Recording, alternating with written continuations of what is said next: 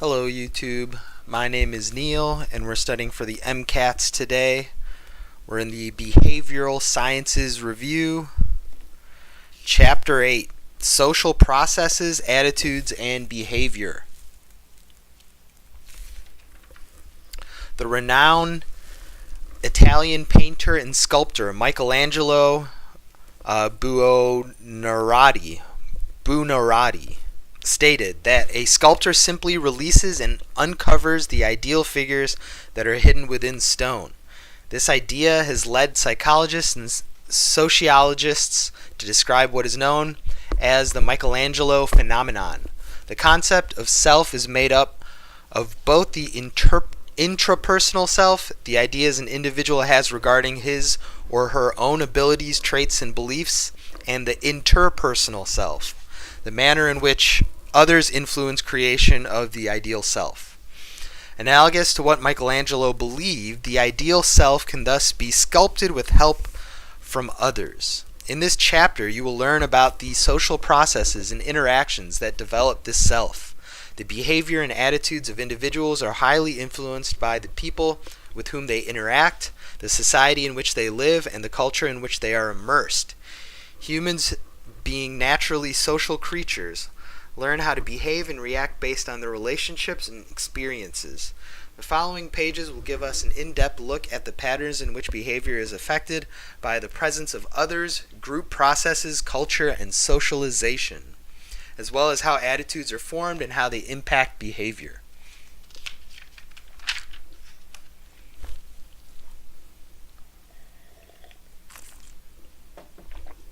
Group psychology.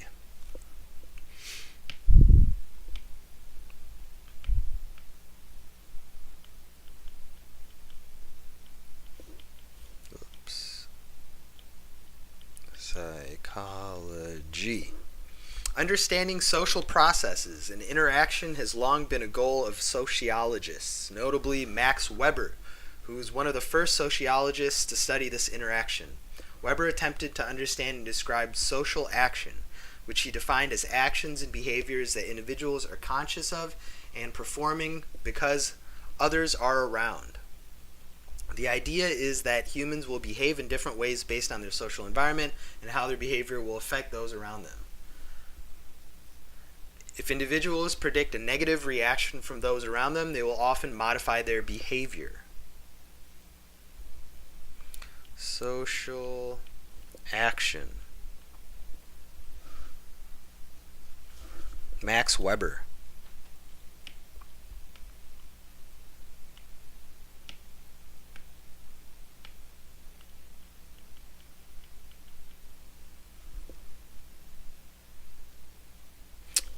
Things that you're conscious of and doing because of the people around you.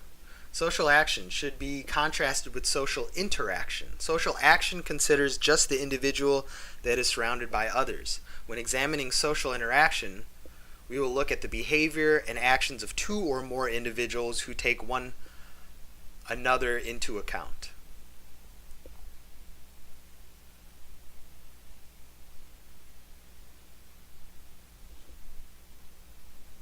So social interaction is two people interacting in a context of others. Or not in the context of others, just with each other. While social action is one versus the world. Social facilitation.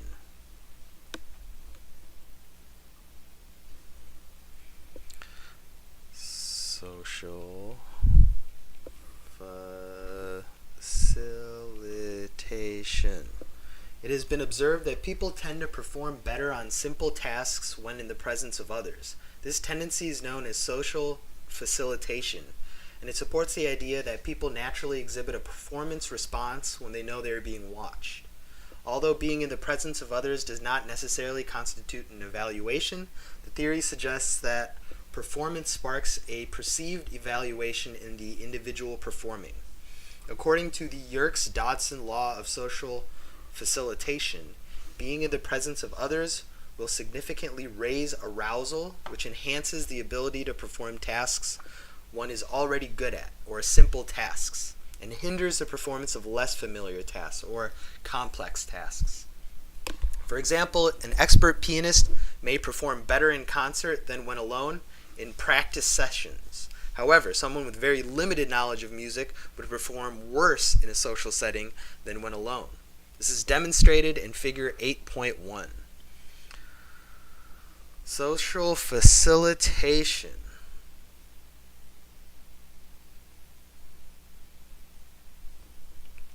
Yerkes.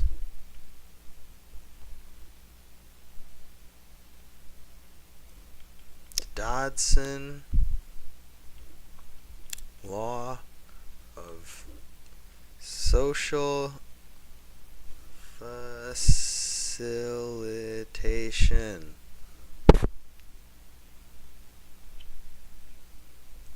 We got a nice little graph here where we have arousal, performance,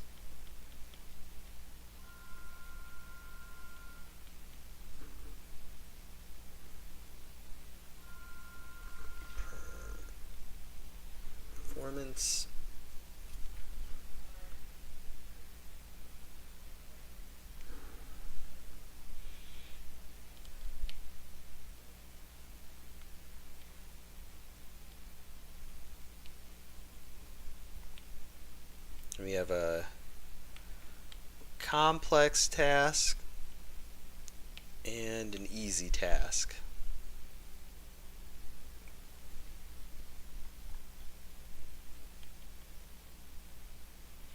Simple, complex.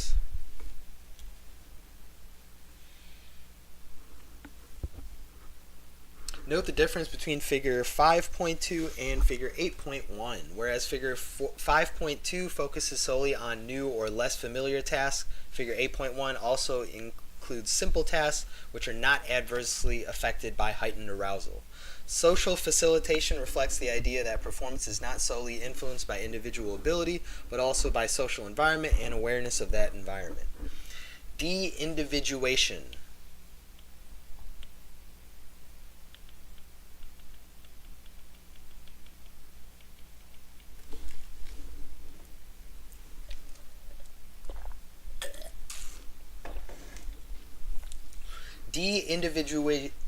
De-individuation is another social phenomenon that occurs when individuals are in a group setting.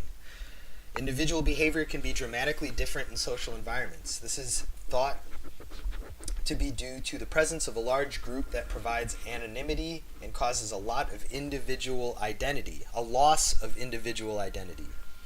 De-individuation can also lead to anti-normative behavior or behavior against the norm. This aspect of de-individuation attempts to provide an explanation for violent behavior seen in crowds and riots.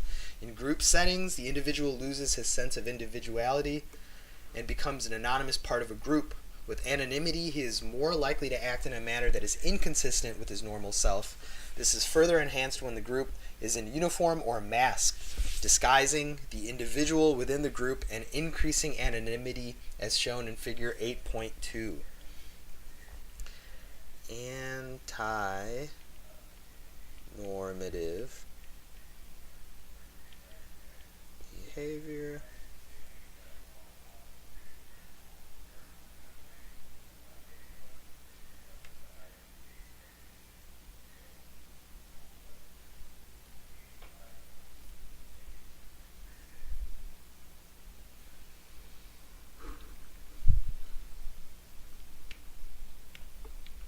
So this is used to explain riots.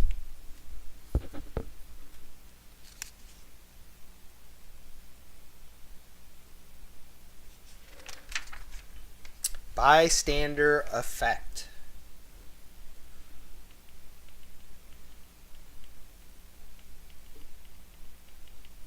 The bystander effect is another observed phenomenon that occurs in social groups wherein individuals do not intervene to help victims when others are present.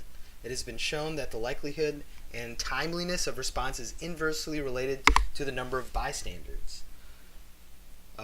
In other words, the more people standing by, the less likely any of those people is to help.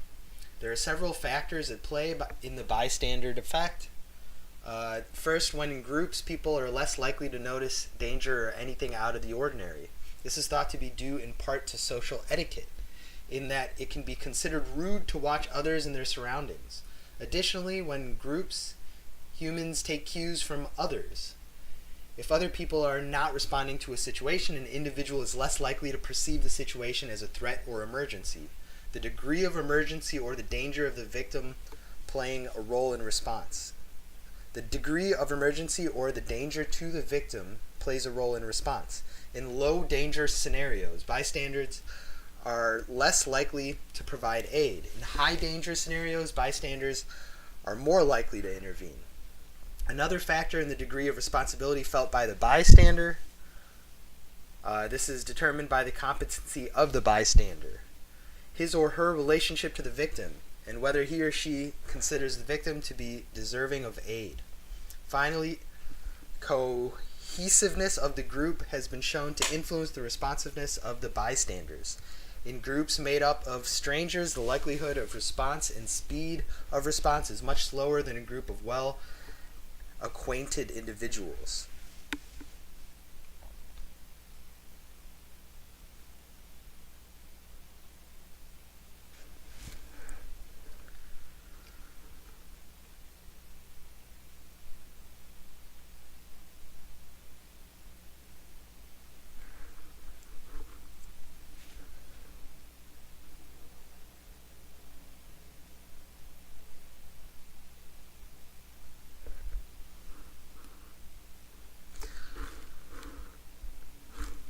Social loafing.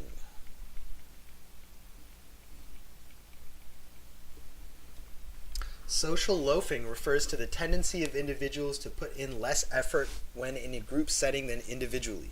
This may apply in many contexts. Physical effort, such as carrying a heavy object, mental efforts, such as working on a group project, or initiative, such as coming up with the solution to a problem. Peer pressure.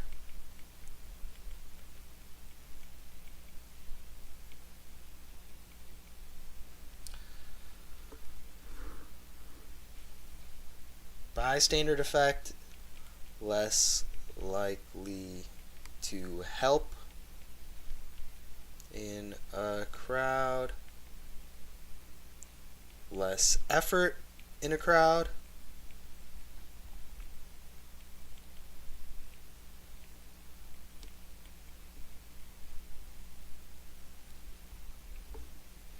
peer pressure refers to the social influence placed on an individual by a group of people or another individual.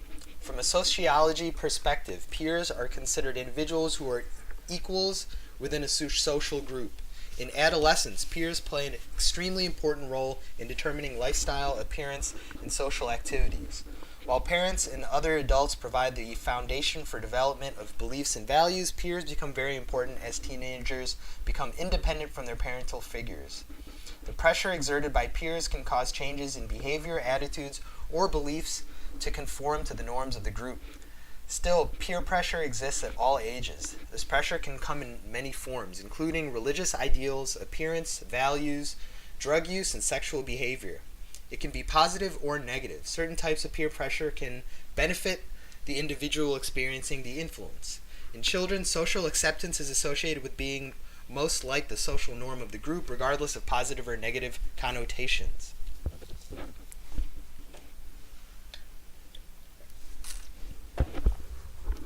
The mechanism behind peer pressure has been explained by the identity shift effect. Identity shift effect. When an individual's state of harmony is disrupted by a threat of social rejection, the individual will often conform to the norms of the group. Upon doing so, however, the individual will begin to experience internal conflict because the behavior is outside the normal character of the individual. To eliminate the sense of internal conflict, the individual experiences an identity shift wherein the individual adopts the standards of the group as her own. The identity shift effect also highlights a large theme in psychology: cognitive dissonance, the simultaneous presence of two opposing thoughts or opinions. This generally leads to an internal state of discomfort, which may manifest as anxiety, fear, anger, or confusion. Individuals will try to reduce this discomfort by changing, adding to, or minimizing one of these dissonant thoughts. Cognitive dissonance. Simultaneous presence of two opposing thoughts or opinions, which leads to an internal state of discomfort, which manifests itself as anxiety, fear, anger, or confusion. Solomon Asch's conformity experiment showed that individuals will often conform to an opinion held by the group. In this experiment, male college students participated in simple tasks of perception. The study was set up to have one individual who made observations in the presence of Confederates, or actors who were pretending to be a part of the experiment. The point of the study was to examine if the behavior of the individual was influenced by the Confederates. The participants were shown two cards, like the one in figure 8.3. They were then asked to say aloud which line on the second card labeled A, B, or C matched the length of the line on the first card. Prior to the experiment, the Confederates were secretly told to anonymously respond correctly or incorrectly to the question. When the Confederates answered correctly, the error rate for the real participants was less than 1%. However, when the Confederates answered incorrectly, it was seen that the real participants answered incorrectly up to 1/3 of the time. Thus, Asch concluded, individuals will sometimes provide answers they know to be untrue if it avoids going against the group. The urge toward conformity could outweigh the desire to provide the correct answer.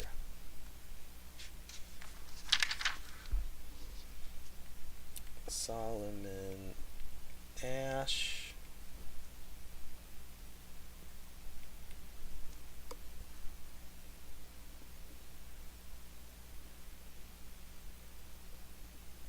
Where people will answer incorrectly to go with the group.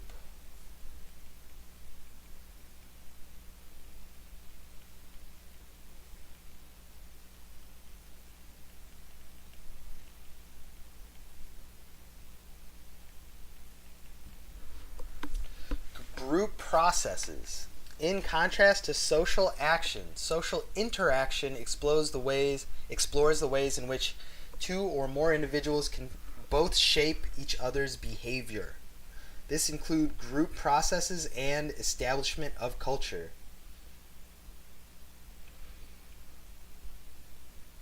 Two or more.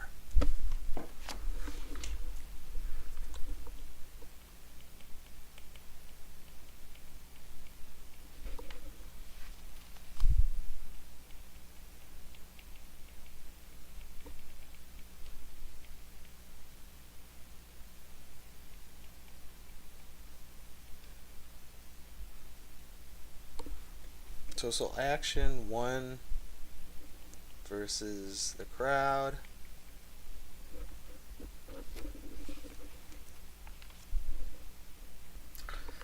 Group polarization. Let's write that down. Group polarization. Group polarization describes the tendency for groups to make decisions that are more extreme than the individual ideas and inclinations of the members within the group. Thus, polarization can lead to riskier or more cautious decisions based on the initial tendencies of the group members toward risk or caution. This phenomenon has shown that individuals in group situations will form opinions that are more extreme than they would if making the same decisions alone. A hypothesis underlying polarization is that initial ideas tend not to be extreme, but that through discussion within the group, these ideas tend to become more and more extreme. This concept was originally termed risky shift because it was noted that groups tended to make riskier decisions than individuals. However, when psychologists began to realize that groups could also shift towards caution, the term became choice shift. Choice shift and polarization refer to the same idea. However, polarization is used to describe behavior at the individual level, while choice shift describes the behavior change of the group as whole.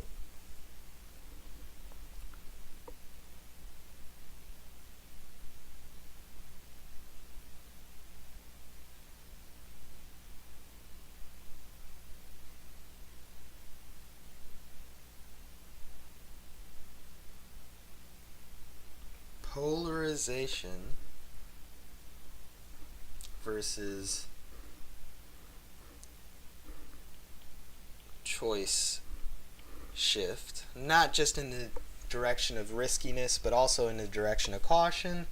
This is the group level, this is individual level.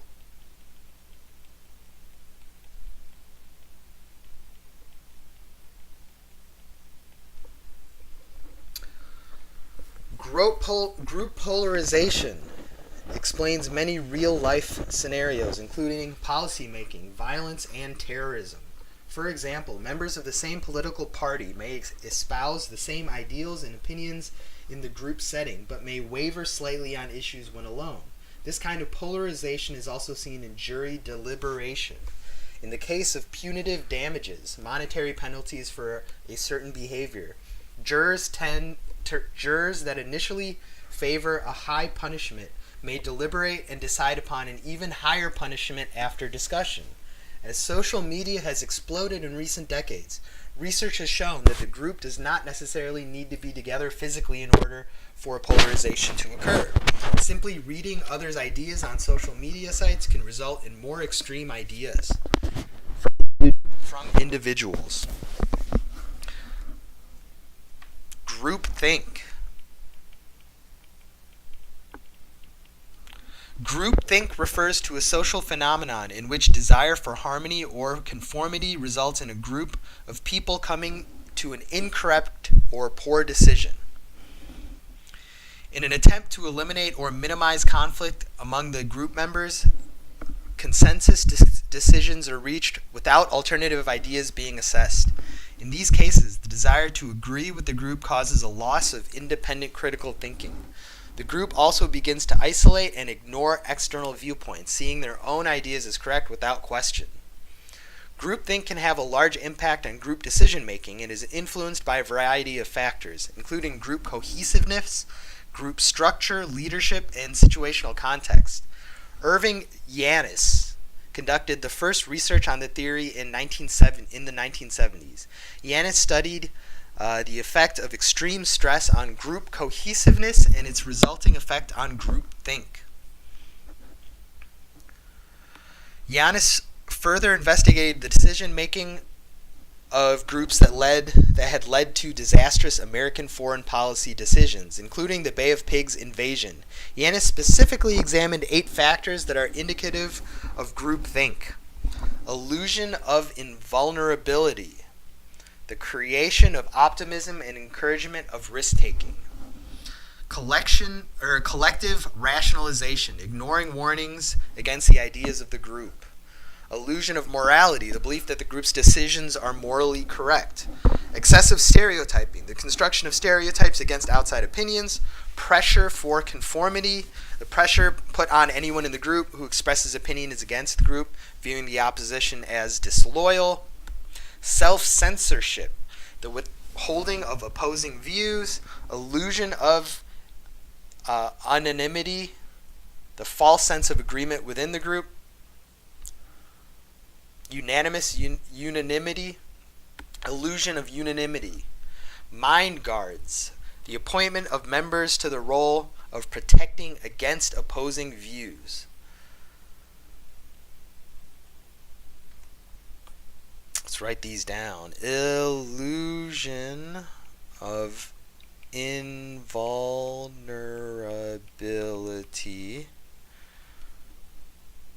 So, taking that Bay of Pigs as an example, we're talking about the U.S. military, I guess. Illusion of invulnerability. The idea that the U.S. military is the best. Nobody can defeat us. Collective rationalization.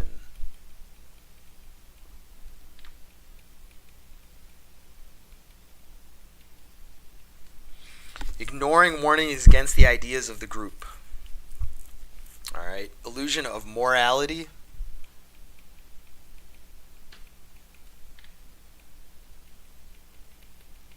I think that's something that nations and armies do as well, right? Like the belief that the group's decisions are morally correct. Excessive stereotyping.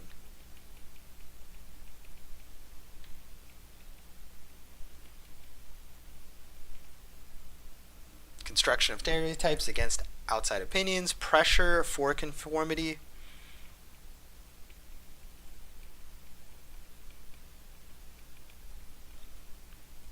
Self-censorship. Self-censorship. The withholding of opposing views. Trump kind of comes to mind to like people in his orbit. Illusion of unanimity. Unanimous.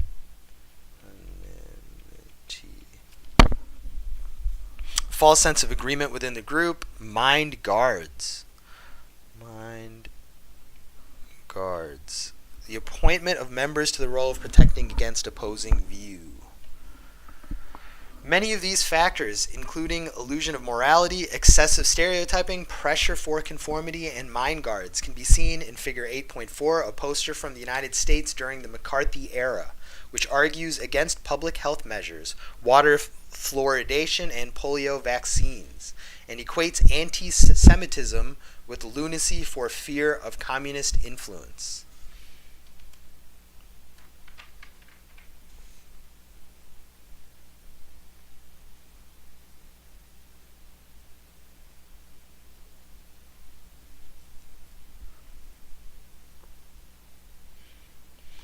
Let's see what it says here. At the sign of the unholy three, are you willing to put in pawn to the unholy three all of the material, mental, and spiritual resources of this great republic? Fluoridated water, water containing fluorine, rat poison, no antidote, is already the only water in many of our army camps, making it very easy for saboteurs to wipe out an entire camp personnel. If this happens, every citizen will be at the mercy of the enemy, already within our gates. Polio serum. Polio serum, it is reported, has already killed and maimed children. Its future effects on minds and bodies cannot be gauged. This vaccine drive is the entering wedge for nationwide socialized medicine by the U.S. Public Health Service, heavily infiltrated by Russian-born doctors, including the Congressman Claire Hoffman. In enemy hands, it can destroy a whole generation. Mental hygiene. Mental hygiene is a subtle and diabolical plan of the enemy to transform a free and intelligent people into a cringe horde of zombies.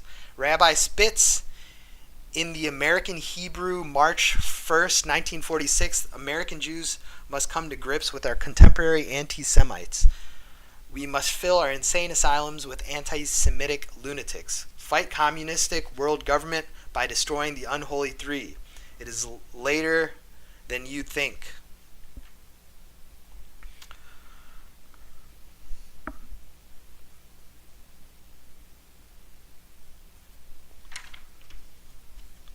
Equates anti-Semitism with Red Scare. So it's saying Russians have infiltrated our water systems, our vaccines, and our media, and they're anti-Semitic. Interesting.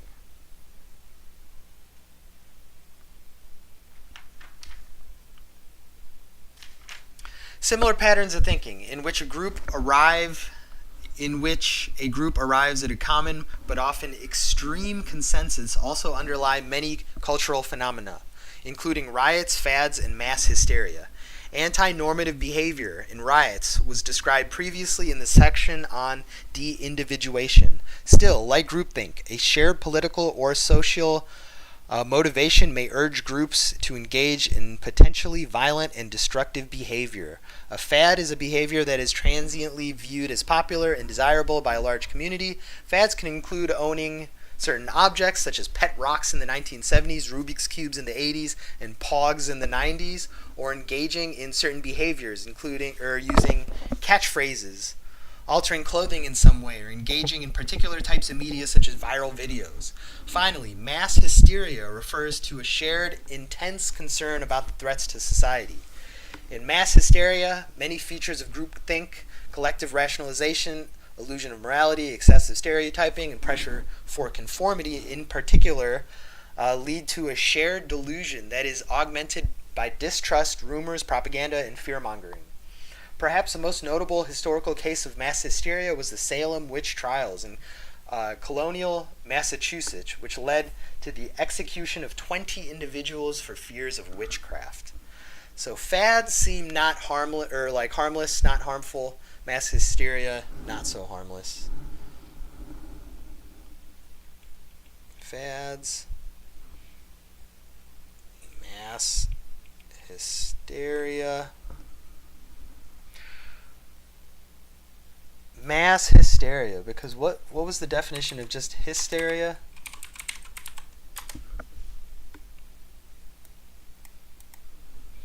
Hysteria was a term that wasn't used anymore, I guess.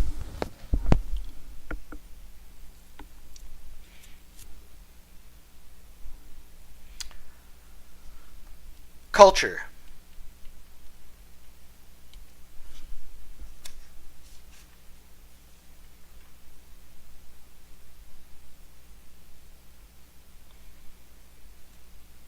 This is interesting because associating Soviets with anti-Semites, I mean, I guess they were kind of anti-Semitic. There were stories of persecution of Jews in Russia.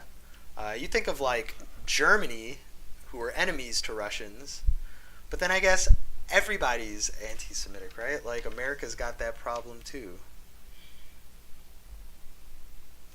All right, culture. Culture can be defined as the beliefs, behaviors, actions, and characteristics of a group or society of people. Culture is learned by living within a society, observing behaviors and traits and adopting them.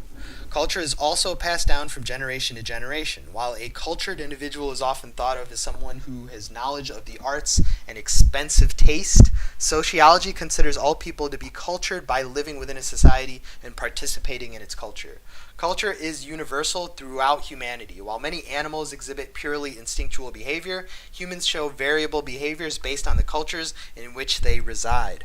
For example, while all wolf mothers care for their pups in the same manner, human mothers show vast differences in their caretaking. In some cultures, children are breastfed for years, while in others, infants are breastfed for mere months or not at all. Some groups have multiple caregivers who are not the mother, while others allow only the mother to care for the child. Even within American culture, beliefs about the correct way to respond to infant crying varies dramatically. Some groups instantly comfort a crying child and others let them cry it out. The beliefs held by an individual are typically based on learning behavior, expectations, and pressure from the group one is in. Cultural differences include everything from typical jobs, common dwellings, diet, to what time of day one eats and where one travels on vacation, if at all. When traveling outside of one's own society, these cultural differences can seem quite dramatic and are often referred to as culture shock.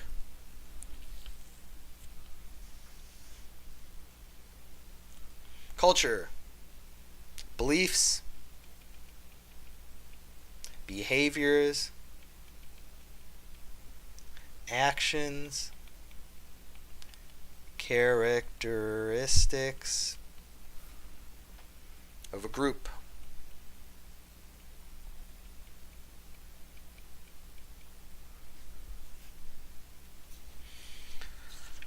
I didn't put good definitions for group psychology, social facilitation, de-individuation. Oh well, you know what those mean, right? Assimilation and multiculturalism. first, let's write culture shock. Culture shock. Assimilation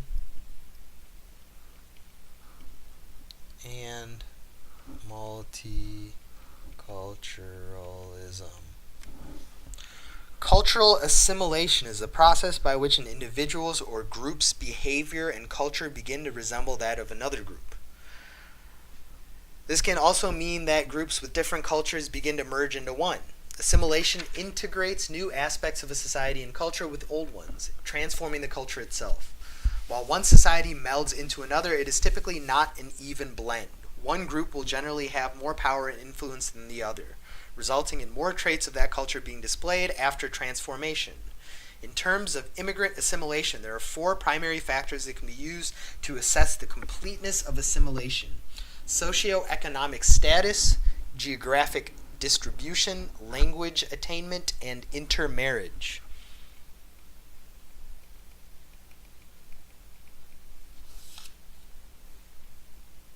Let's write these down.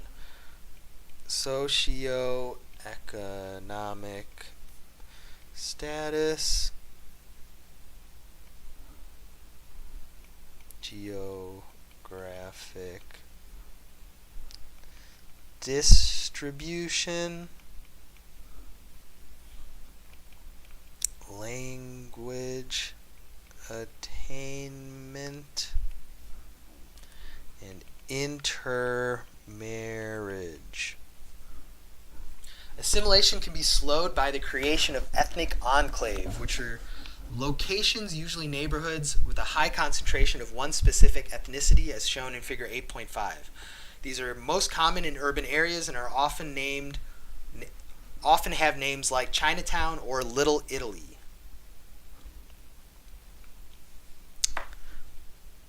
Ethnic enclaves. Multiculturalism refers to communities or societies containing multiple cultures. From a sociology perspective, multiculturalism encourages, respects, and celebrates cultural differences, as shown in figure 8.6. This view can enhance cultural diversity and acceptance within society, which contrasts with the concept of assimilation. While multiculturalism is often described as creating a cultural mosaic or mixture of cultures and ethnic groups that coexist in society, assimilation is described as creating a melting pot or melting together of different elements of culture into one homogeneous culture. So maybe multiculturalism is greater than assimilation. Subcultures.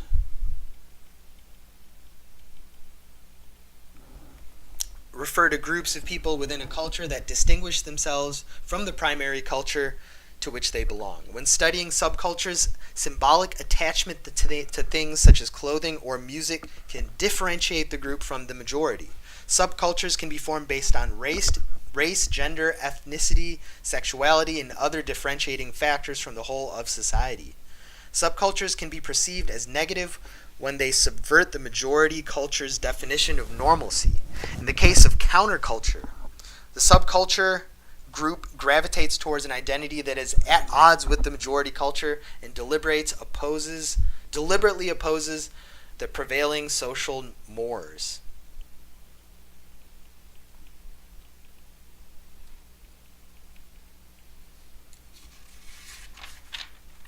Provide a brief definition of the following social phenomena. Social facilitation is when being in a group makes a task easier because of the higher arousal. This is true for simple tasks. De-Individuation is when people do things outside of their normal behavior because they lose their sense of identity in a crowd. The Bystander Effect is that you're less likely to help somebody that might need help in a crowd just because you're not alerted to the risk because of other people's actions. If other people aren't like freaking out, then you think things are okay. You pay less attention. Social loafing is that you put in less physical or mental effort when you're in a crowd. You slack off. Peer pressure is people that you consider peers in your age group can change your behavior to something different than what you usually do. So what is the difference between social facilitation or de-individuation and peer pressure? Let's double check that.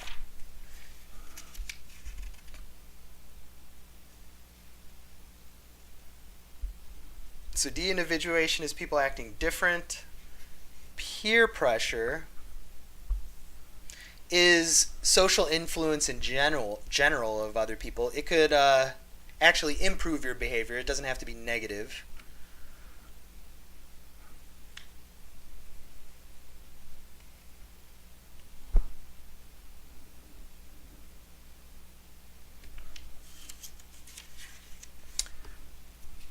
Peer pressure is motivated by fear of rejection, while de-individuation is more like feeling safe because you're hidden in the crowd. What are the similarities and differences between group polarization and groupthink? Group polarization is when like radical ideas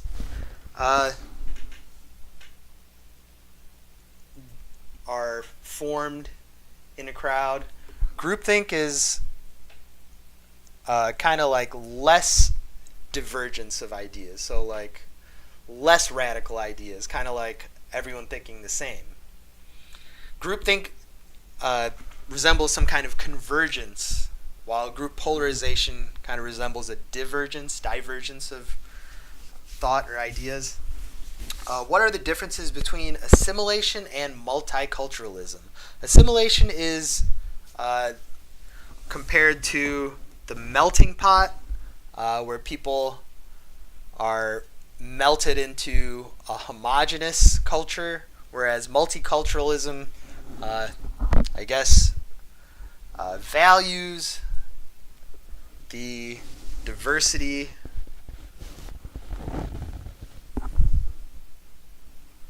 of different cultures existing side by side. Let's see how they answer these.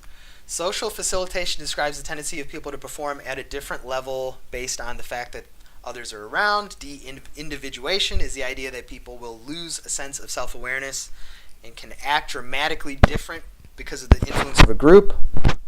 The bystander effect describes the observation that individuals are less likely to respond to a person in need when in a group. Social loafing refers to a decreased effort seen when individuals are in a group. Peer pressure refers to the social influence placed on individuals by others considered their equals. 2. Group polarization and groupthink are both social processes that occur when groups make decisions. Group polarization is a tendency toward extreme decisions in a group. Groupthink is the tendency for groups to make decisions based on ideas and solutions that arise within the group without considering outside ideas, given the pressure to conform and remain loyal to the group.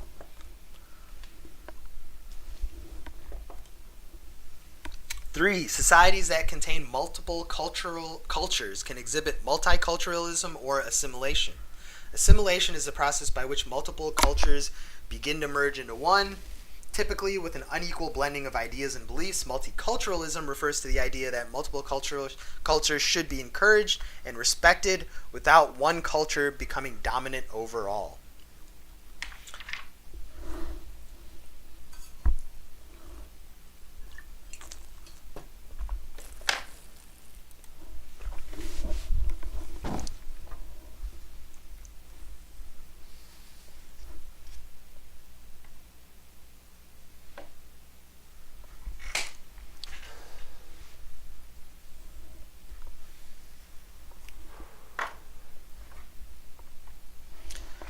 Socialization.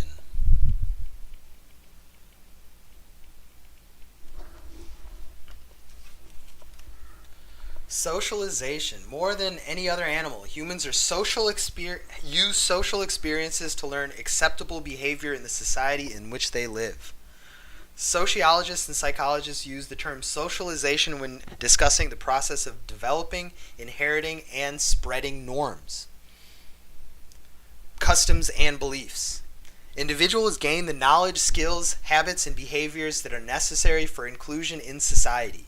The views of society become the accepted viewpoints and are generally adopted by the individuals within it. The manner in which a society socializes its members is termed cultural transmission or cultural learning.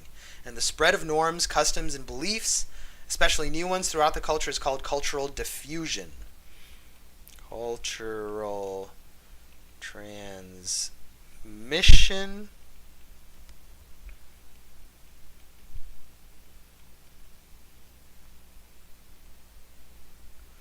And cultural diffusion.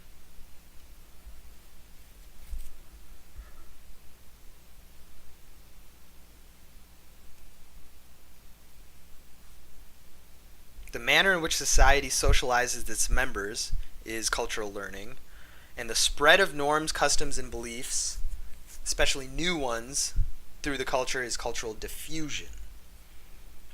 Socialization can be further categorized. Primary socialization occurs during childhood when we initially learn acceptable actions and attitudes in our society, primarily through observation of our parents and other adults in close proximity. In children, this sets the stage for future socialization and provides the foundation for creating personal opinions. Secondary socialization is the process of learning appropriate behavior within smaller sections of the larger society. This type of socialization occurs outside of the home and is based on learning the rules of specific social environments. For example, the behavior necessary to thrive in school is different from that in the home setting and also from that which is acceptable on a sports field or in a church. Secondary socialization is typically associated with adolescents and adults and includes smaller changes and refinements to behavior that were established in primary socialization. Secondary socialization can also occur when moving to a new region or changing schools or professions. Anticipatory socialization is the process by which a person prepares for future changes in occupations, living situations, or relationships. A couple living together in preparation for married life is an example of anticipatory socialization. Resocialization is another process by which one discards old behaviors in favor of new ones to make a life change and can have positive or negative connotations. The method of which members of the armed forces are trained to obey orders and commands without hesitation is a prime example of resocialization. But so is attracting and indoctrinating members into a cult.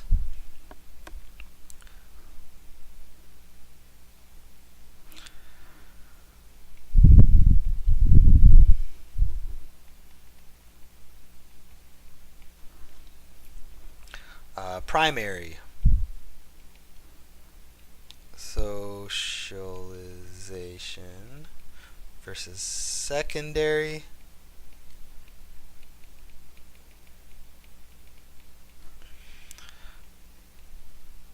smaller groups, entire society. The primary socialization is your initial socialization to the entire society. How society works, period. Secondary socialization is how this smaller group works in comparison to that greater society. Norms. Sociologists define norms as societal rules that define the boundaries of acceptable behaviors. Mores are widely observed social norms. While norms are not laws, they do provide a mechanism for regulating the behavior of individuals and groups and thereby serve as a means of social control. Penalties for misconduct or rewards for appropriate behavior, called sanctions, can also be used to maintain social control. Negative sanctions often include fines or incarceration. In some societies, corporal punishment, infliction of pain or bodily injury, and capital punishment, execution, may also be used. Sanctions can be either formal, enforced by social institutions, or informal, enforced by social behaviors.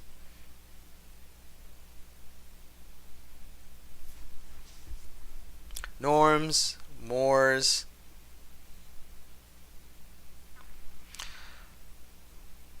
Mores are widely observed social norms. So there are norms that are not mores. Some of the norms are mores. So mores are a subset of norms.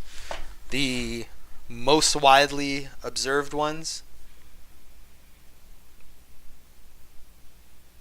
Mores is a subset of norms.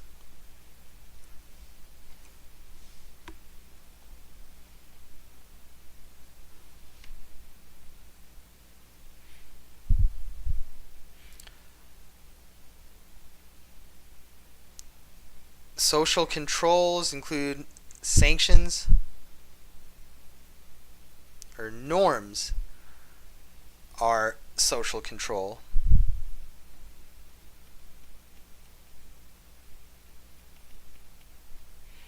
It can be formal,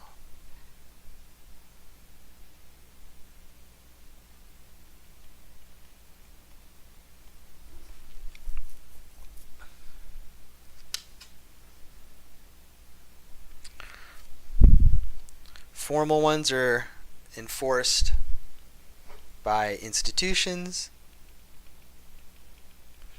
Informal sanctions are enforced by just behaviors.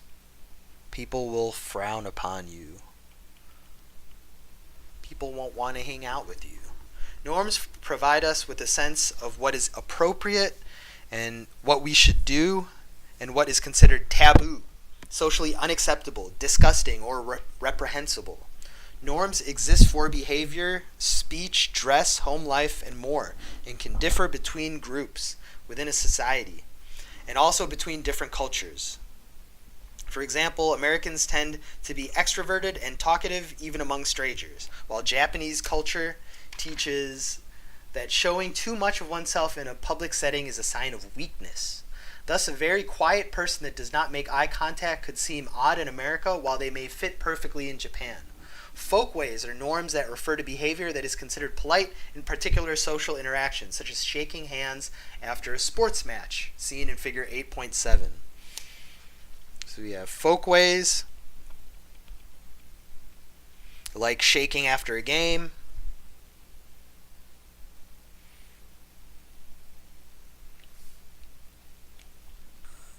Social control.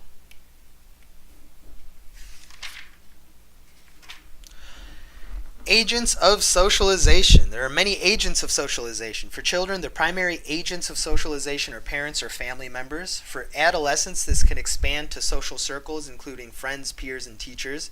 For adults, colleagues and bosses can also facilitate socialization.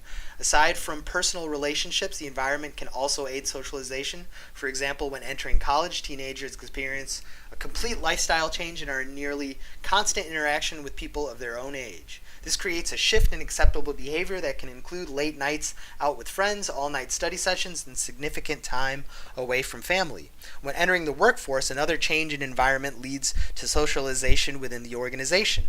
Ethnic background, religion, and government also play a role in learned behavior. Geography is at the national, regional, and neighborhood levels also dictates norms of behavior. Acceptable behavior in downtown Manhattan is not identical to acceptable behavior in rural Montana. Furthermore, the media play a large role in what is accepted within a particular society. The media impact beliefs and can determine what is considered important in a particular society. Mass media is most commonly accessed through television, radio, newspaper, and the internet. It delivers impersonalized communication to a vast audience and can thereby establish trends in American or international pop culture. Many of the agents of socialization are summarized in figure 8.8. Religion, peers, family, school, clubs or social groups, ethnic background, work, media, government.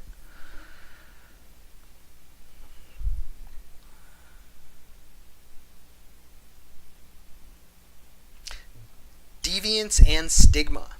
Deviance refers to any violation of norms, rules, or expectations within a society. Deviance.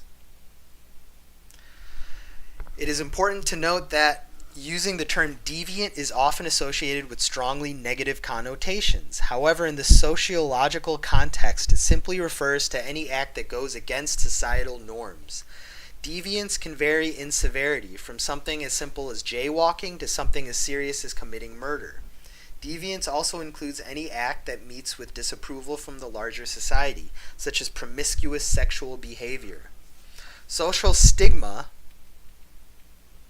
is the extreme disapproval or dislike of a person or group based on perceived differences from the rest of society.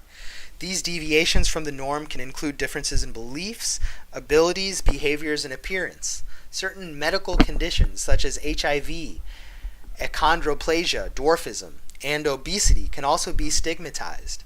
Stigma can also spread to affect others who are associated with a particular individual. For example, family members of an alleged or a convicted murderer or rapist can be stigmatized.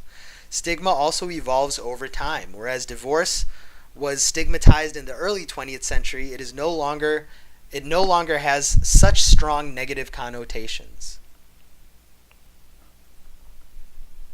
Deviance from norm. Stigma is disapproval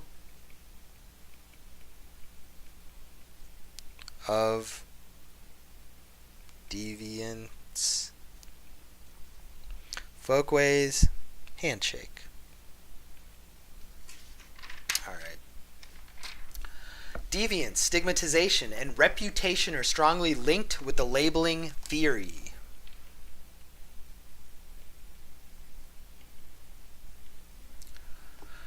This theory posits that the labels given to people affect not only how others respond to that person, but also the person's self-image. This can lead to channeling of behavior into deviance or conformity. For example, if members of society label a woman as promiscuous, this could either lead to further promiscuity, or it could change, or to a change in behavior towards something more in line with what is accepted in that society. In many instances, we resist being labeled, particularly with labels we perceive as negative. However, groups may embrace deviant labels. Biker gangs, for example, utilize labeling to enhance the perception of their own subgroup. According to Differential Association theory, deviance can be learned through interactions with others. In this theory, intimate exposure to others who engage in deviant behavior lays the groundwork for one to engage in deviant behavior, him or herself. However, this same person will also likely come into contact with norm-abiding individuals. Differential association, then, is the degree to which one is surrounded by ideals that adhere to social norms versus ideals that go against them. In this theory, when associations with others engaging in deviant behavior are more numerous or intense than those engaging in normative behavior, the individual begins to gravitate towards deviant behavior, him or herself. In common language, we might describe someone as having fallen into the wrong group. Differential association theory. Role models, basically. Labeling theory, your own self-image affected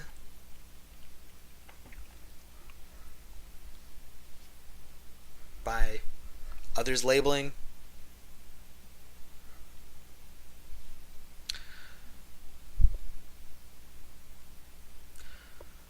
Finally, strain theory. So role models, maybe that's not accurate. It's not necessarily adults, but it's the number of people that the number of deviants you know versus the number of norms.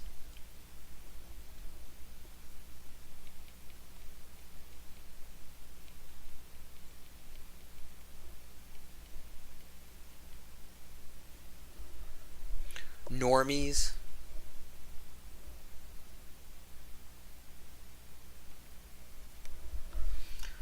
Finally, strain theory attempts to explain deviance as a natural reaction to the disconnect between social goals and social nature. One common example in strain theory is the American dream, which refers to acquiring wealth and personal stability through achievement and hard work. The American dream is considered as a desirable social goal, but the structure of society is unable to guarantee the education and opportunity needed to achieve this goal to all citizens. Therefore, deviant behavior such as theft may arise as an attempt to achieve the social goal outside of the limiting social structure. Strain theory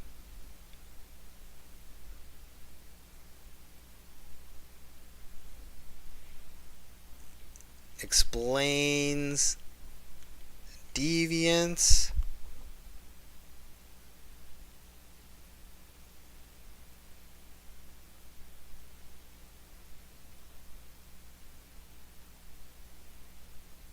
through the disconnect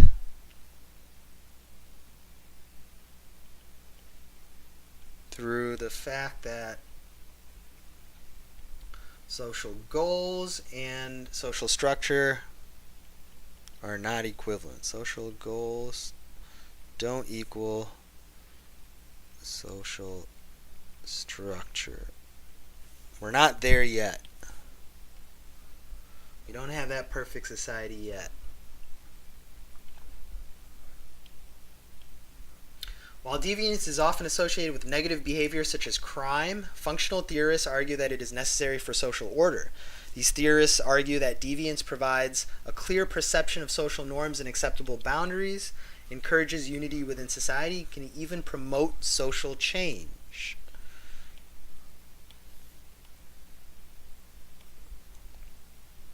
Deviance could be okay. Conformity, compliance, and obedience. While deviance is defined as going against societal norms, conformity, compliance, and obedience are manners of adhering to social expectations or others' requests. Conformity is matching one's attitudes, beliefs, and behaviors to societal norms. The pressure to conform can be real or imagined, an actual pressure from others, or a perceived pressure or expectation. Conformity is also known as majority influence.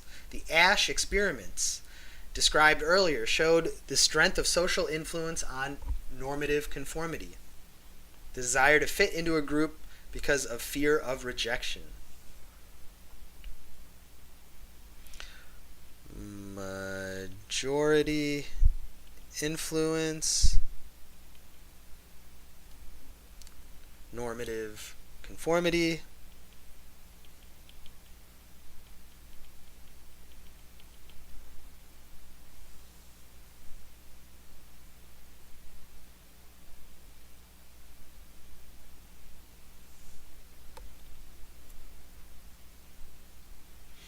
There are distinct types of conformity, including internalization and identification. Internalization involves changing one's behavior to fit with the group while also privately agreeing with the ideas of the group. Identification refers to outward acceptance of others' ideas without personally taking on these ideas.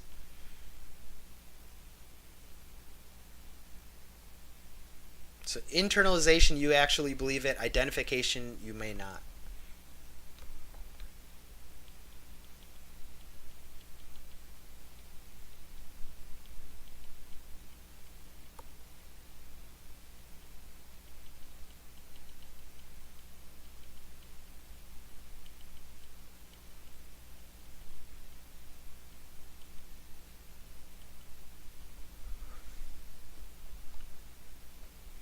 Classic experiment looking at internalization was Philip Zimbardo's Stanford prison experiment. Oh, there you go. Zimbardo.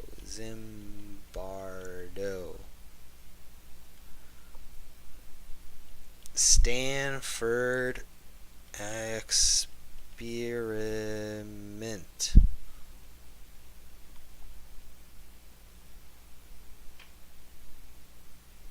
Zimbardo advertised for a role-playing experiment in which he recruited 21 male college students. The study participants were randomly assigned the role of prisoner or guard. The prisoners were arrested in their homes and taken to a prison created in the Stanford University Psychology building. Guards were issued uniforms including whistles, handcuffs, and dark glasses to prevent eye contact. The prisoners and guards quickly fell into their roles and displayed related behaviors almost immediately. Guards began to taunt and harass prisoners, appearing to enjoy their role. Prisoners also adopted their new role, taking the prison rules very seriously and becoming more and more dependent on the guards.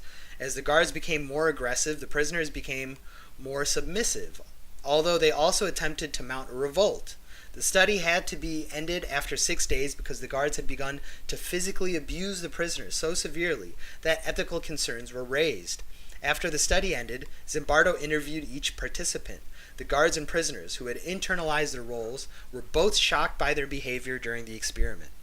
The likelihood of conformity differs among cultures. For instance, Western cultures tend to value independent thought and unique ideas and are thus less likely to conform. In Eastern cultures, group mentality often supersedes the individual. This type of collectivist society tends toward conformity. Well, that's a Eurocentric, that's a Western-centric view, right? Compliance.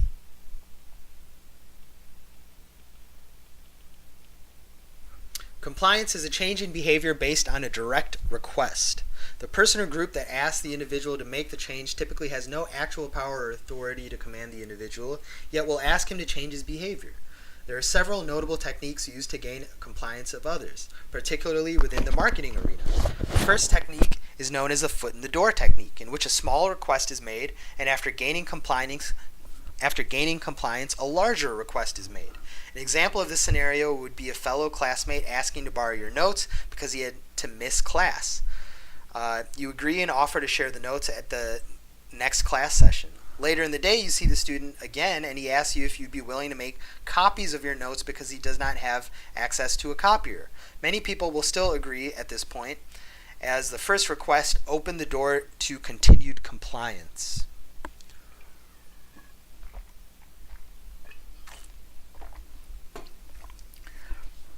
The next technique is called the door in the face technique. This is the opposite of the foot in the door technique, wherein a large request is made at first, and if refused, a second smaller request is made. Often this smaller request is the actual goal of the requester. Using this technique, a fellow student might ask you to make a copy of your notes from class and bring them to the next class. If you deny the request, the student might follow up with a smaller request asking to borrow your notes so he can make copies for himself. The second, more reasonable request may be granted. Foot in the door is asking for something small first. Door in the face is asking for something big first.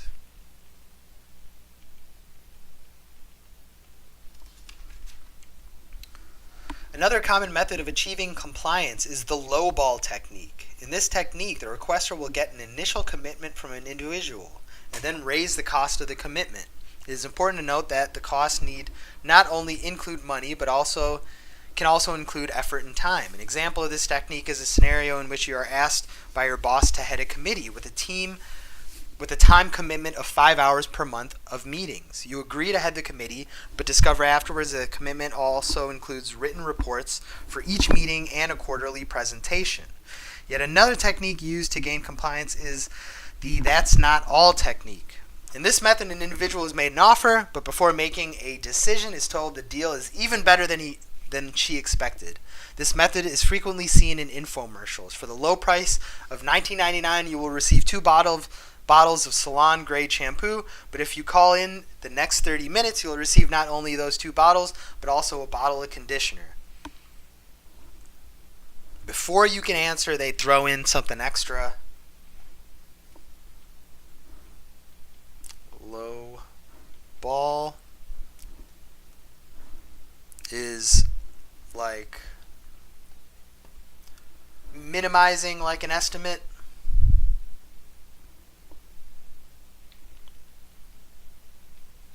Lowball technique, that's not all. That's not all. Are these technical terms? That's not all technique. Obedience. While compliance deals with requests made by people without actual authority over an individual, obedience is changing one's behavior in response to a direct order from an authority figure. While a classmate has no authority to demand notes from you, an authority figure has social power over other individuals. For instance, if a teacher demands that you provide your notes from class to him, you would be obeying rather than complying. People are far more likely to obey than comply due to the real or perceived social power of the individual.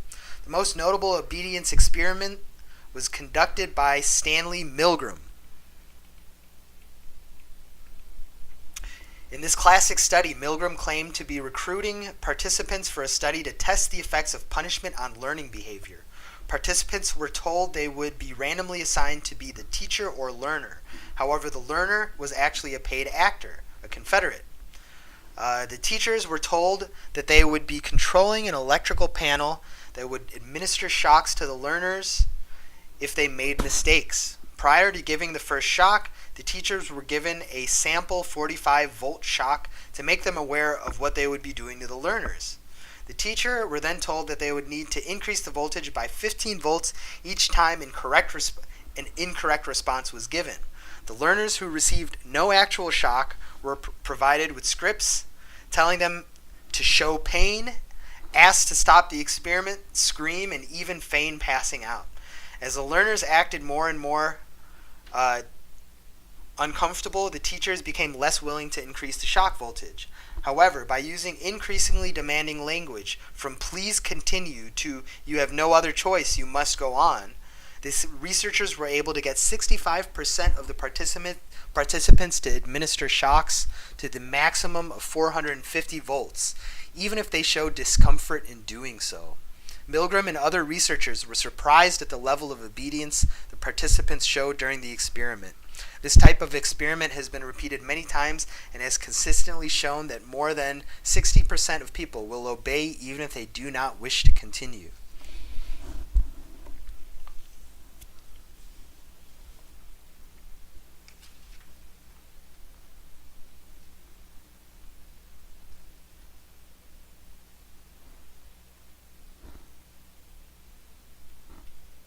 I'm just going to write down shock experiment.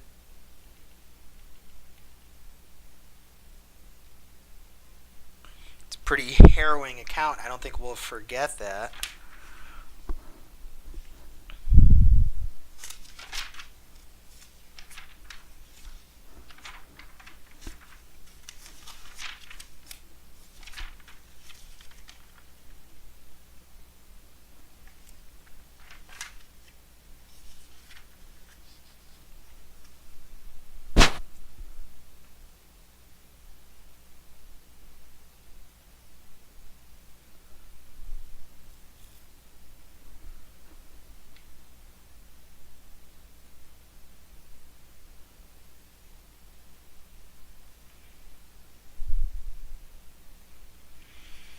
Here in Ash's experiment, they brought up Confederates.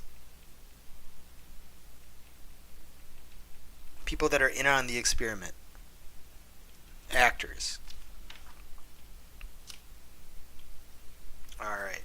What is the difference between primary and secondary socialization? Primary socialization is the method by which you initially learn the culture that you live in. Secondary socialization is happens throughout life whenever you meet a new group. Usually there's smaller groups than the general society. What are conformity, compliance, and obedience? Conformity is just going along with the group to not look different. Compliance, on the other hand, is responding to requests. You know, please don't smoke here, sir. Obedience is listening to authority figures. So it is prohibited to smoke here, sir. 3. For each of the compliance techniques listed below, provide a brief description. Foot in the door. That's when you ask for something little, and they're more likely when you ask for something a little bigger. Door in the face is the opposite. If you don't think they're going to give you the little thing anyways, you ask for something big, and then in comparison, you ask for something small, and then they are more likely to give it to you. Lowballing is asking for something little, and then increasing it slowly as you get what you want. That's not all is the opposite. It's throwing an extra bonus gift in before they even have the chance to answer. It seems like, wow, what a great deal. How can I say no now? Let's see how they answer these.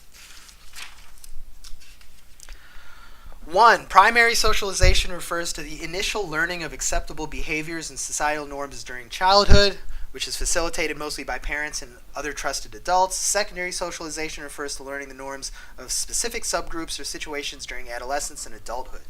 Conformity, number 2, conformity is changing beliefs or behaviors in order to fit into a group or society. Compliance occurs when individuals change their behavior based on the request of others who do not wield authority over the individual.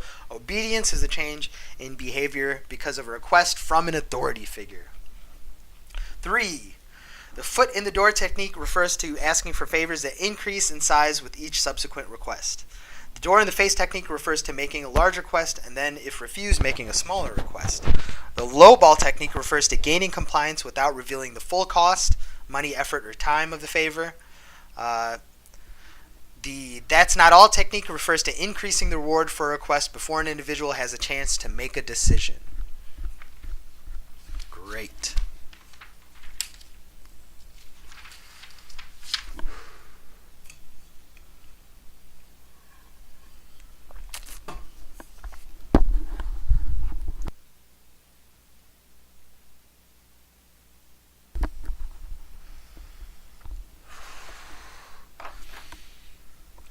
Eight point 3.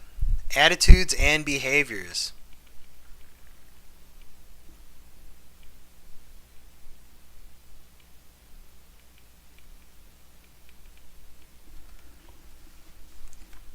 Attitudes and behavior.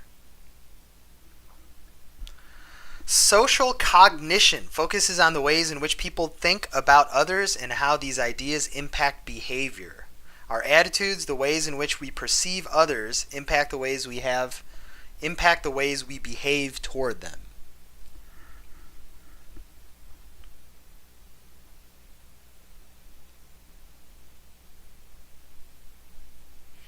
Social cognition, how we think about others.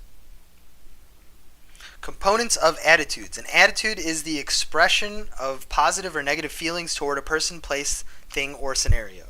Attitudes develop from experiences with others who affect our opinions and behaviors. Even prior to meeting someone, past experiences and information from others can influence your attitude toward a person.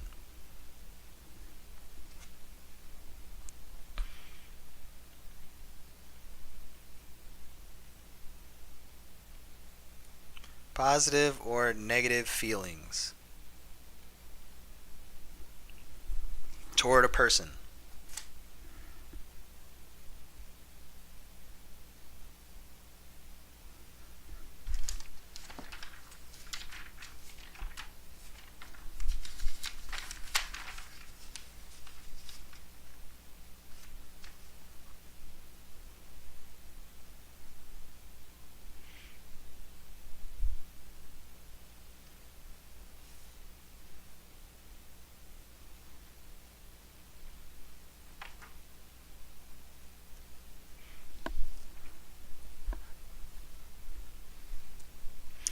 There are 3 primary components of attitude: affective, behavioral, and cognitive.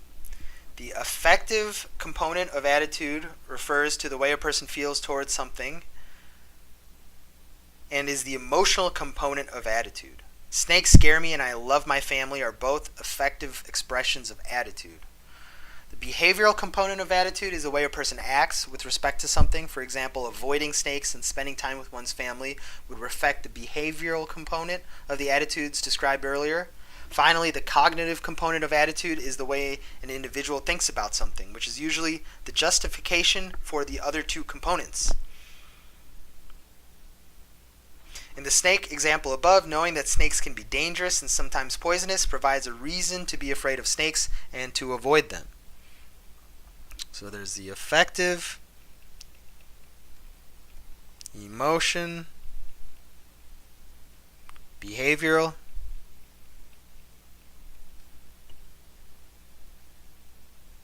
his actions,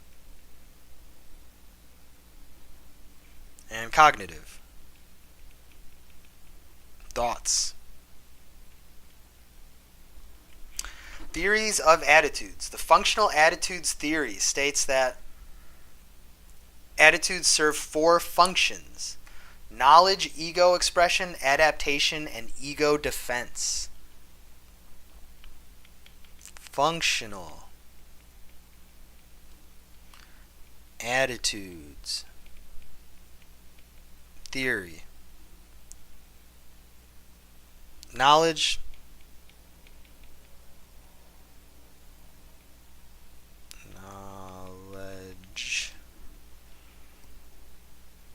ego expression, adaptation, and ego defense.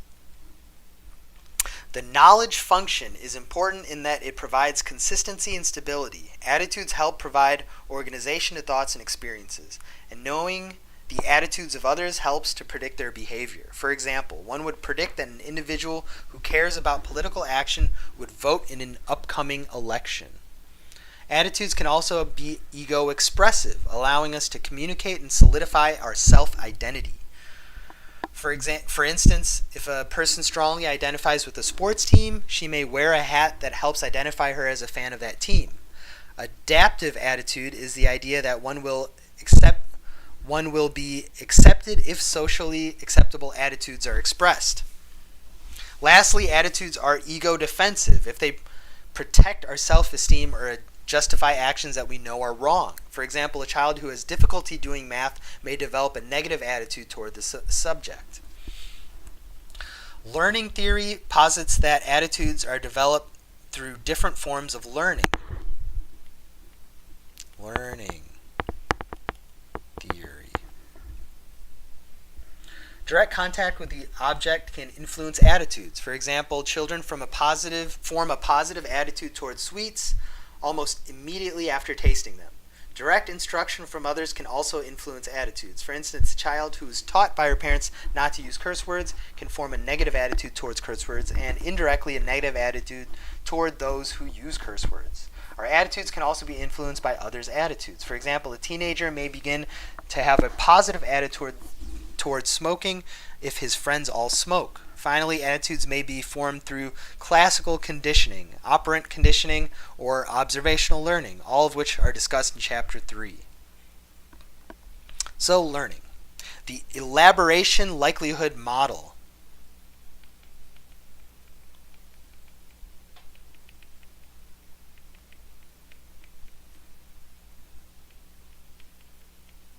The elaboration likelihood model separates individuals on a continuum based on their processing of persuasive information. At one extreme are those who elaborate extensively, that is, those who think deeply about information, scrutinize its meaning and purpose, and draw conclusions or make decisions based on this thought. This deep thinking is referred to as central root processing.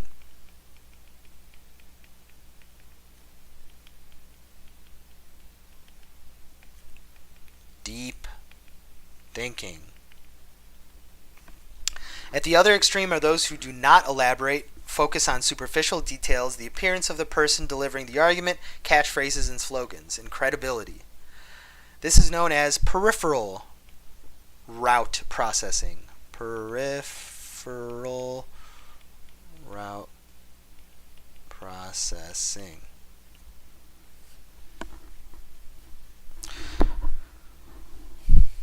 superficial. Consider two voters watching a political campaign. While one may be swayed by the cogent arguments made by one candidate, high elaboration, central route processing, the other may be swayed by the perception that the other candidate is more personable, low elaboration, peripheral route processing. Most individuals fall in the middle of this continuum, and the degree to which we elaborate on information can vary depending on the specific situation. Social cognitive theory.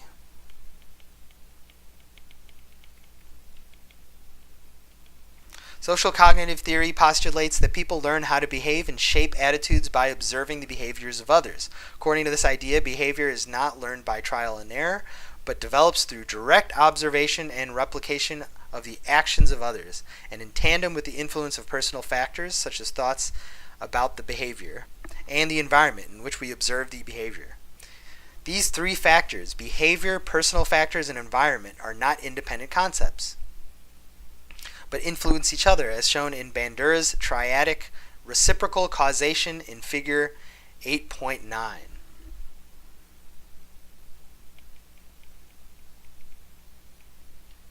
Behavior, personal factors, and environment.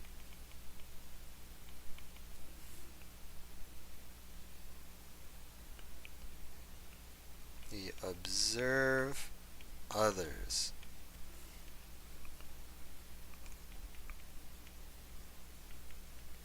By observing others.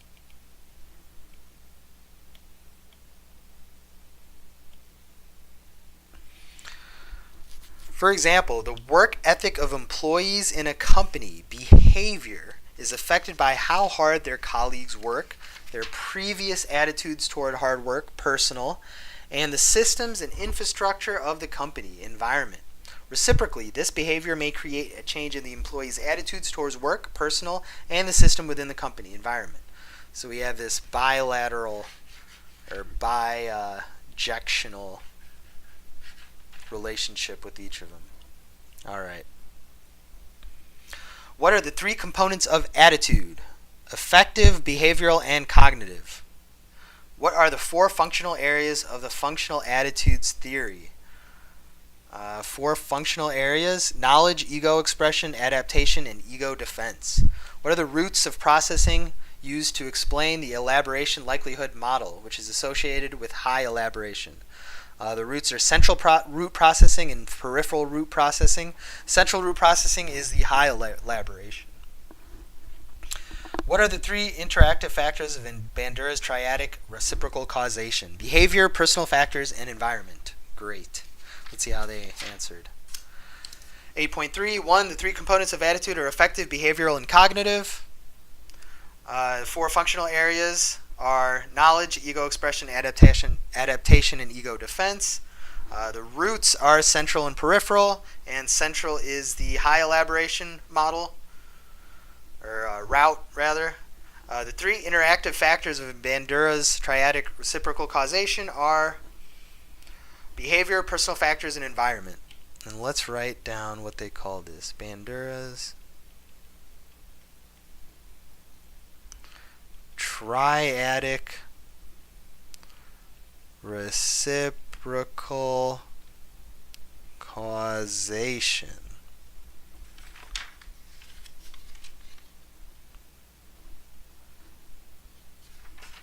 Great.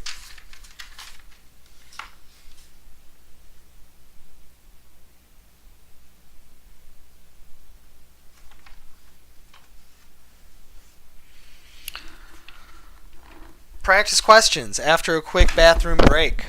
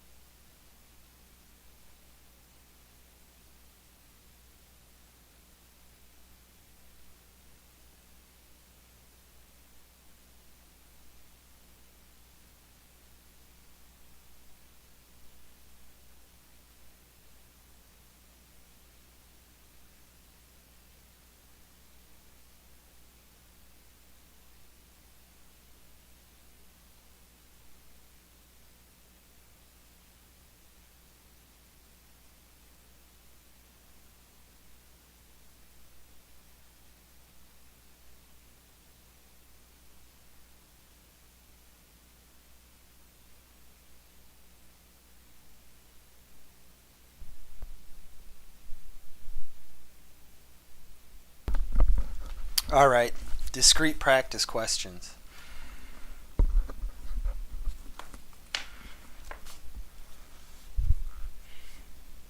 Number 1.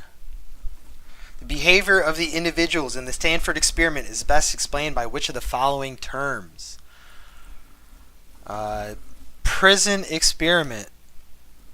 Stanford prison experiment. Conformity. Bystander effect. De-individuation. Internalization, social loafing. I don't think social loafing. They don't say that people were being lazy. Internalization. It does seem that they were internalizing, becoming the guards or prisoners. De-individuation. When in a group, your personal beliefs become skewed. Or bystander effect. It's not that you're watching other people in trouble and not helping. This is de-individuation for sure. 2 and 3 probably. 2 and 4, social loafing, no. Just 3. I don't think it's just 3. I think it's 2 and 3. Looks like C. Let's go with C. A jury member who initially feels that a strict penalty should be placed on the deviant or on the defendant votes for an even stricter penalty after deliberation with the other jury members. This behavior is best described by which social phenomenon? Initially feels that a strict penalty should be placed, goes even stricter.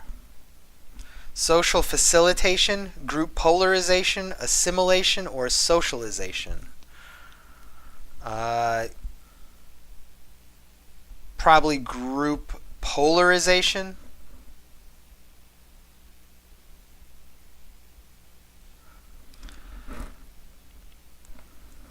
Social facilitation is being able to do something better in a group. Assimilation is the melting pot, and socialization is just the process by which you learn culture. Group polarization is where a group becomes divergent in thought after interaction with each other. So it'll be group polarization. 3. Which of the following would decrease the likelihood of a bystander lending aid to a victim? Increasing the number of people in the room, increasing the degree of danger experienced by the victim, making the victim an acquaintance instead of a stranger, being alone in the room with the victim. B, C, and D would all increase the likelihood that you help. A, increasing the number of people would decrease the likelihood of helping. 3A. 4. During groupthink, members of the group do all of the following except stereotype members outside of the group, withhold opposing views, ignore warnings against the ideas of the group, create a sense of negativity against risk-taking. I guess sense of negativity against risk-taking.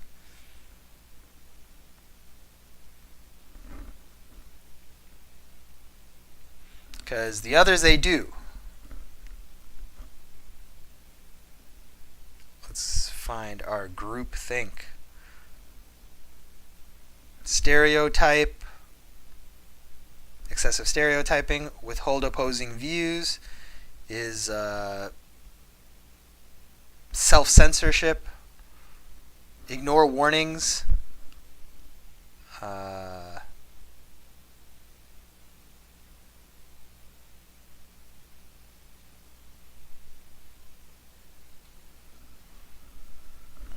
what's the ignore warnings one?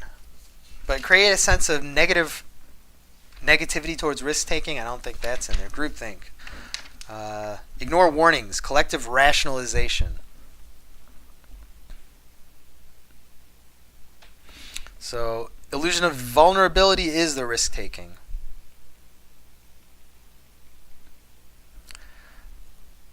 rationalization is ignoring warnings. Ignore warnings. Illusion of morality, excessive stereotyping, pressure for conformity. Self-censorship is withhold information.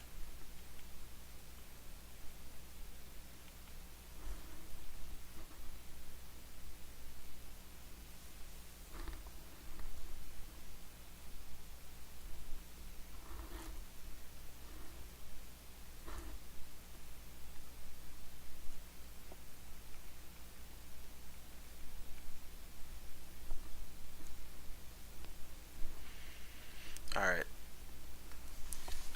Should I better summarize all of these? Self-censorship, withholding opposing views.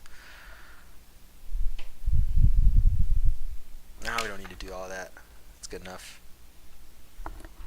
5, we decided, was risk-taking. Create a sense of negativity towards risk-taking. It should be towards risk-taking, positivity towards risk-taking.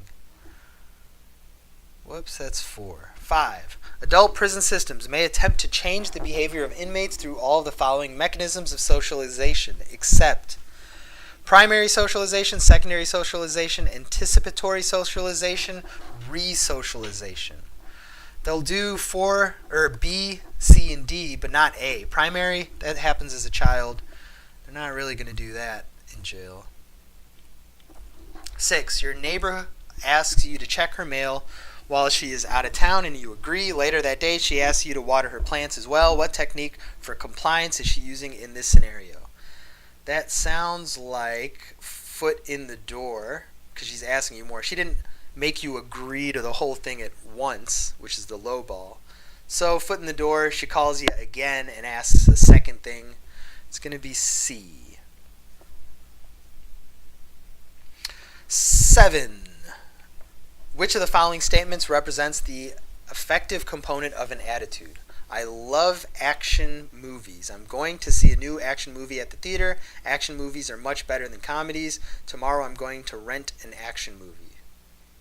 So this is the action, I'm going to.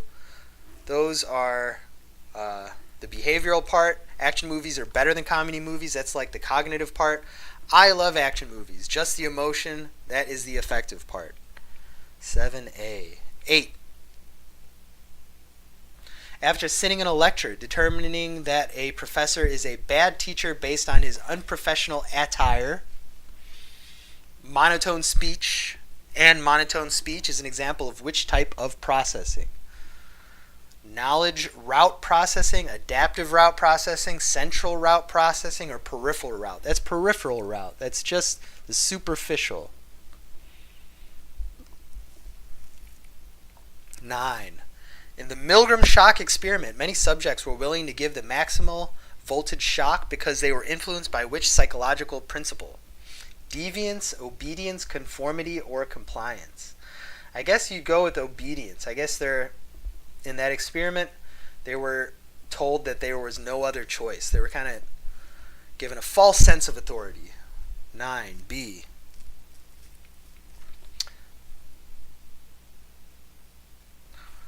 While really, are they really authority figures? They could say, I think anybody that reads that about that experiment says, they could always say no. They could discontinue the experiment. They could say, I'm out. It's not like a law that you have to do that. But it is in the obedience section. I guess a researcher telling you to do something is enough authority to be considered obedience.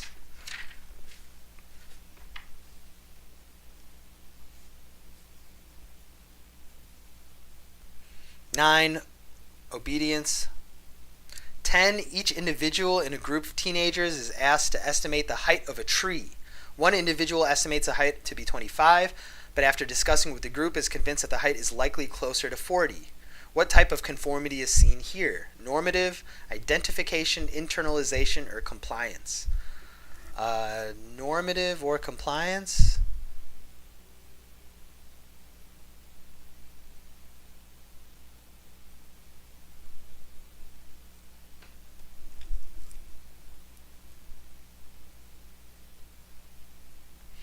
Identification and internalization are conformity,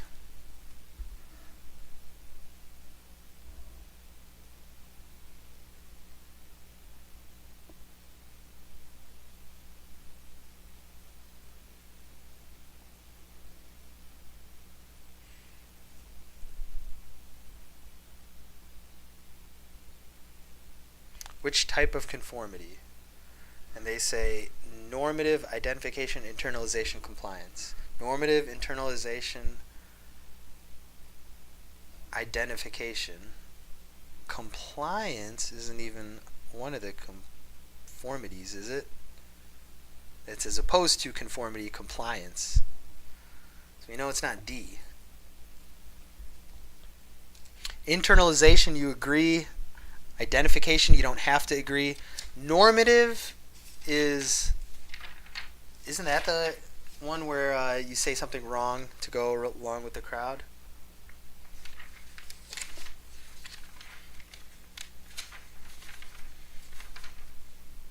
Norms, conformity.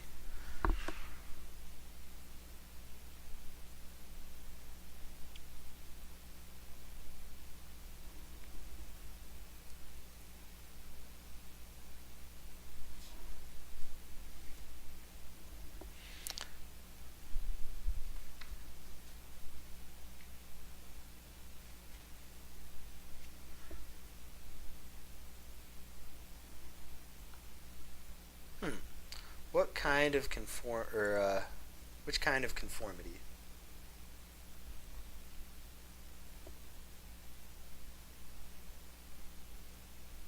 Ash's experiments are the ones with people answering incorrectly. So that is normative conformity.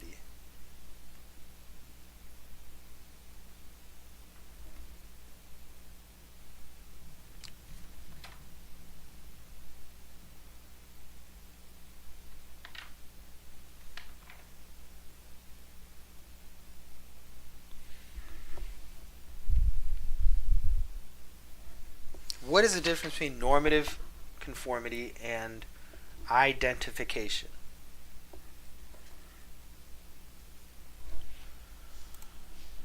Let's look that up. Difference normative conformity and identification.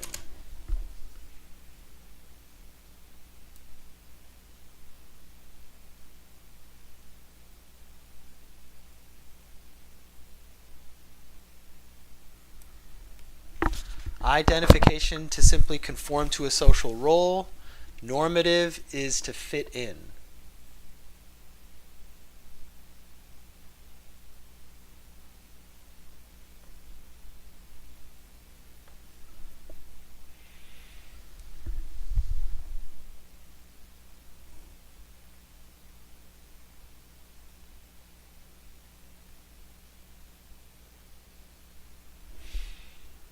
So, I don't know, I guess identification has more to do with your role in society, while normative is just trying to fit in, kind of like, I don't know, a softer version.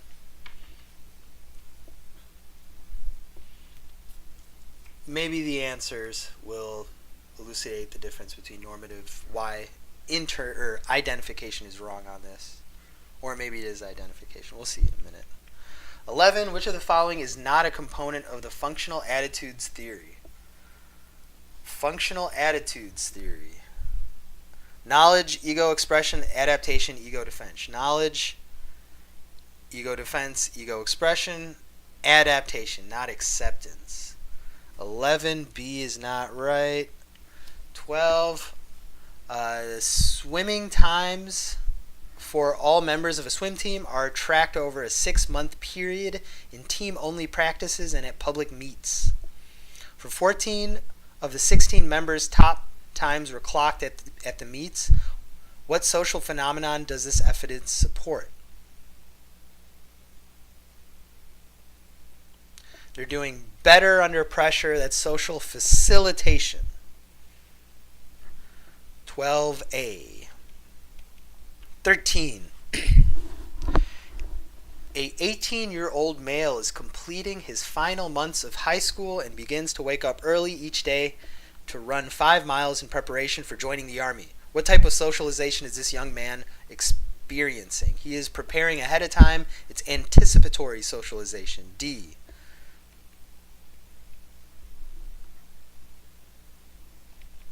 14. Which of the following best reflects the difference between social action and social interaction? Social action refers to positive changes one makes to their society. Social interaction refers to the route by which these changes occur. Social action refers to the effects of a group on an individual's behavior. Social interaction refers to the effects that multiple individuals all have on each other. That sounds right. C. Social action refers to changes in behavior caused by internal factors. Social interaction refers to changes caused by external factors. No. D. Social action refers to changes in behaviors that benefit only the individual. Social interaction refers to changes in behavior that benefit others.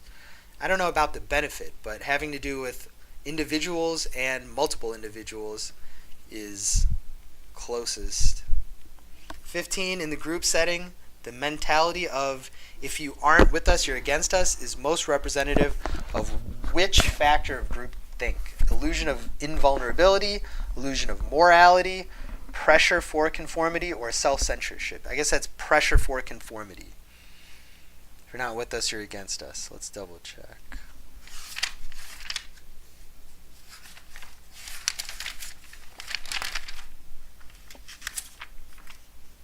Pressure for conformity. The pressure put on anyone in the group who expresses opinions against the group, viewing the opposition as disloyal. Loyalty.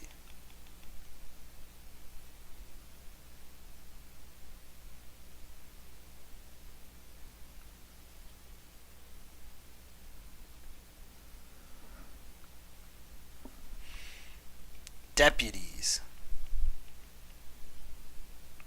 Or sheriffs.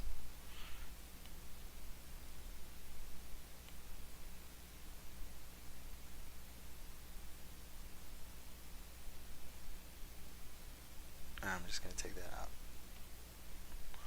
Appointing deputies. Illusion of unanimity. False sense of agreement. Stereotyping. Illusion of morality.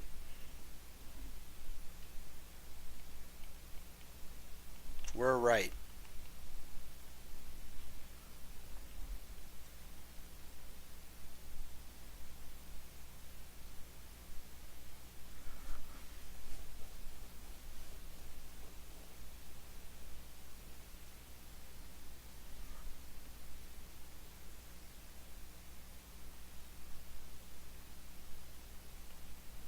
Everyone agrees.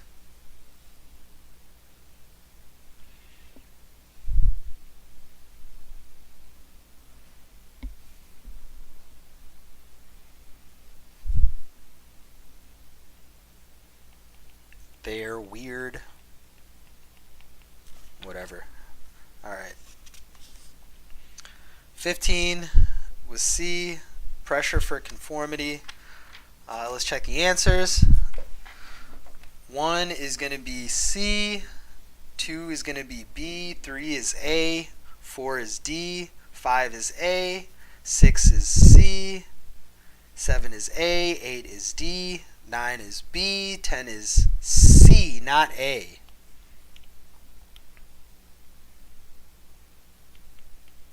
Internalization refers to the type of conformity in which an individual changes his or her outward opinion to match the group and also personally agrees with those ideas.